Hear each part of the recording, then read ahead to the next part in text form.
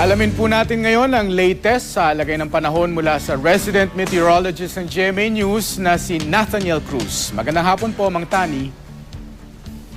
Salamat, Mark. Mga kapuso, walang bagyo po sa Philippine Area of Responsibility sa ngayon, pero asahan pa rin natin ang pag-ulan sa buong bansa, lalo na sa Luzon at Visayas, dahil umiiral pa rin po ang hanging habagat. At ito ay pinag-iigting pa nitong isang tropical storm na nasa labas ng ating Philippine Area of Responsibility. Ito po yung bagyong Haikui na nasa hilagang silangan ng Taiwan.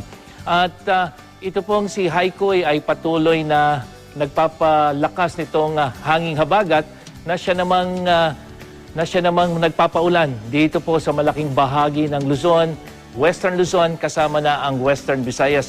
Kaya po kahit malayo itong sentro ng bagyong si Haikui, ay inaasahan natin ang patuloy na mga pagulan, lalong-lalo na po sa kanlurang bahagi ng Luzon, kasama na ang Pangasinan, Zambales, hanggang dito sa may Batangas, Mindoro at Metro Manila, kasama na rin po ang Panay Island. So makikita po natin dito sa ating arrow yung kulay orange at kulay pula po, ito yung malakas na hanging habagat na patuloy na pumupunta dito sa bagyong si Haikui.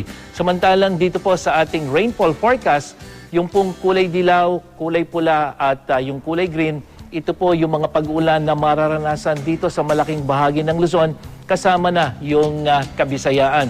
Kaya po yung kulay pula at kulay dilaw, ito po yung malakas na mga pag-ulan at dito nga po yan sa kanlurang bahagi ng Luzon. Kaya po dun sa mga nasabing lugar, mag-ingat po sa posibleng pagbaha at pagguho ng lupa.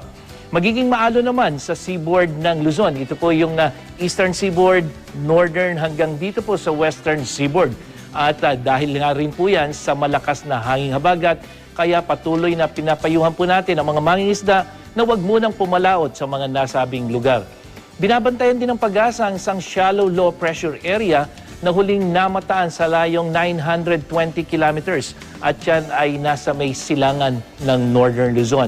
Sa ngayon po, wala itong epekto sa alinmang panig ng ating bansa. Ano man ang panahon, magplano, magsiguro, makibalita sa GMA Weather. Ako po si Nathaniel Cruz para sa I Am Ready, serbisyong totoo ng GMA News.